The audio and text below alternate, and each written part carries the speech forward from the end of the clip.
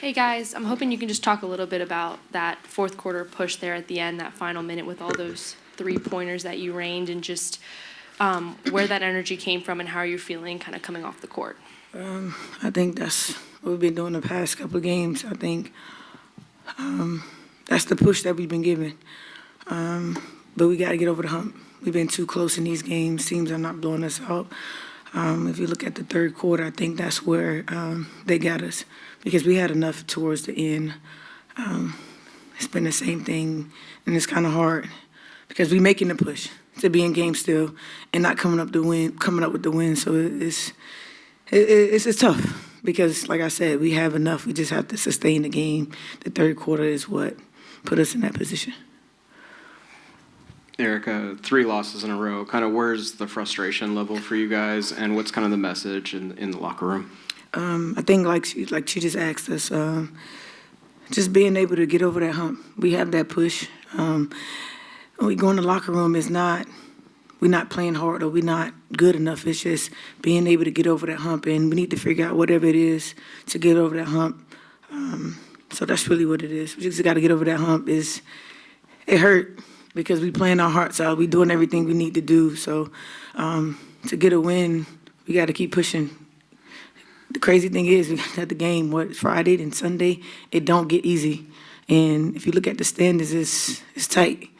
We don't have much room for error, so we got to find it. Hey guys, so right before that final push, it felt like the ball was a bit more stagnant, wasn't moving around as much, and then you guys start burying those shots. In those moments, what do you kind of attribute the ball moving less to? Maybe fatigue? What do you see there?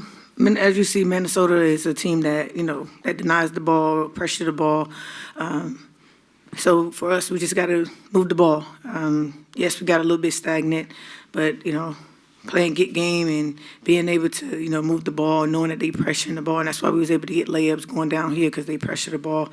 And the fatigue is setting in. Starting 5 is playing a lot of minutes, but this is our job. This is not an excuse, and we still in these games, even though we playing extended minutes. We went overtime with LA. We had another game where it was close, and then this game is close. But that just shows the fight that we have, knowing that we playing extended minutes, like we not giving up. We just need to get over that hump. We've talked rebounding a lot during the season. There was only one offensive rebound until about 4 minutes left in the fourth. What were they doing to keep you away from those offensive boards? In Minnesota, they have physical post player and physical guy with Carrington that they had. So, of course, the rebounding battle was an issue today. They were just physical, and sometimes they outplay us, and that's why they were +8 on the board against us. We just got to be a bit better rebounding because we have a good front court too, and so we got to be more physical in that paint and win that battle too. Ariel, this is the most you've scored offensively since early July. What was your confidence level like tonight, and when did you kind of know this was a go night? I'm a very confident person. I think everybody in this room know that.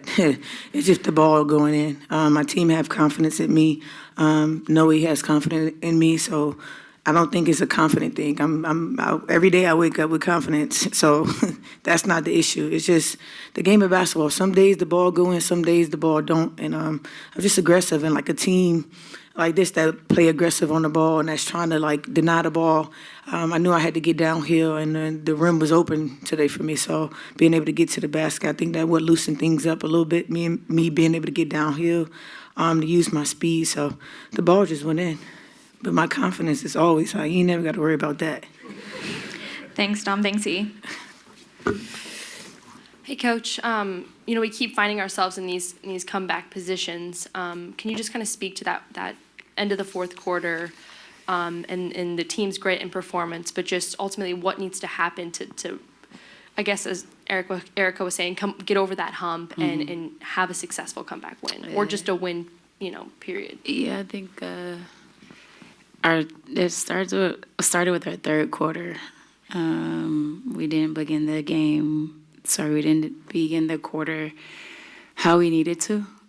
They got loose from 3 at halftime. We had contained their threes, and We got a little bit undisciplined in our rotations and getting to the 3-point line. And then, at the end of the game, we continue to put ourselves in positions where, we can win those games. To get over the hump, we got somebody coming in there who can help us do that. It's about, having another, gear of something, whether it's energy, execution, ability to get to the free throw line. I'm just going to continue to applaud the group for their resiliency and putting us in a position to be in a possession game with them, having different circumstances throughout the game. One timeout left for an entire quarter. Kind of commend the group for the effort. But hopefully it turns into some wins pretty soon. Coach, it's a results-based business, but there's a lot more to coaching than just wins and losses. What are kind of your priorities, goals with this team at this point of the season? Haven't changed. To continue to, I think right now we're a top defensive team, so continue to pour into the group to know that we have the capability to do that. Continue to find ways to be impactful on the offensive end. We're finding some good minutes from Dom, and we scored 87. That's a bonus as well. So continue to focus on the things that we're doing well. And just, not take a negative approach to it. But, the reality of it is we have some deficiencies that show up in certain pockets. Kind of look at film and address that. But, keep the group positive and motivated and to continue to compete, that we competed. Hey, Coach. So they got out to that 7-point lead late. Obviously, you guys go on a run, come up short.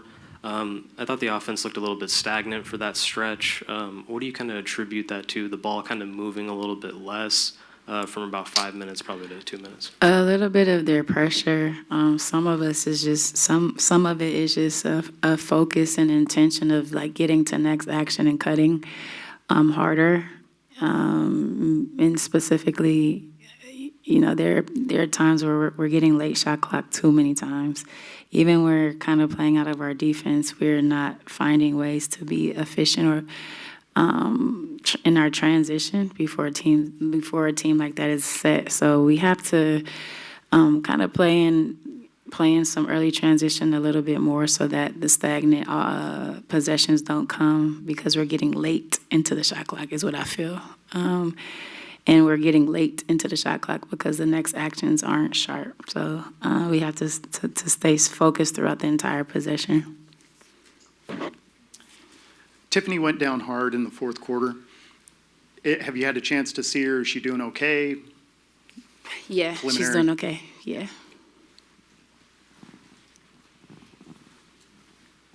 Coach, we've always known that the WNBA is a competitive league, but this year more than ever, it seems like it's being harder to win for any team.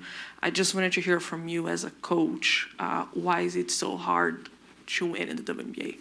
I think this year the cadence of games is the one thing that I can point to. Is a lot of games, not a lot of rest in between games, and I mean that's the superpower. If you can prepare yourself and get yourself recovered quickly, you have a lot of advantages.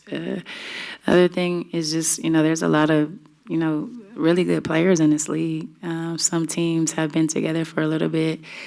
Some have a nucleus of newness, but some vets added. I think every team is a different makeup, and it's been super competitive. The rookies are coming in here pro ready. The league is getting younger and younger, and I feel like on any given night, anything can happen because of the talent level is oozing from every team.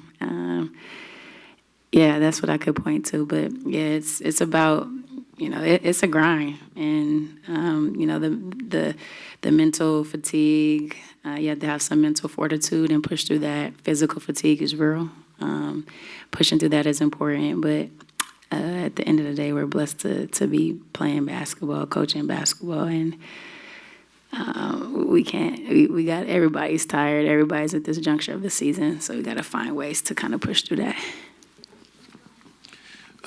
Coach, you spoke early in the season about Dominique having a process for Dominique Malunga. She's now played in 7 consecutive games with double-digit minutes. What have you seen from her to elevate those minutes? And what are you looking from her to kind of get her over that 20-minute mark on a consistent basis? She's been very efficient in the minutes that she's been given. A lot of times, the energy is high. Her running the floor, setting screens, and rolling to the rim.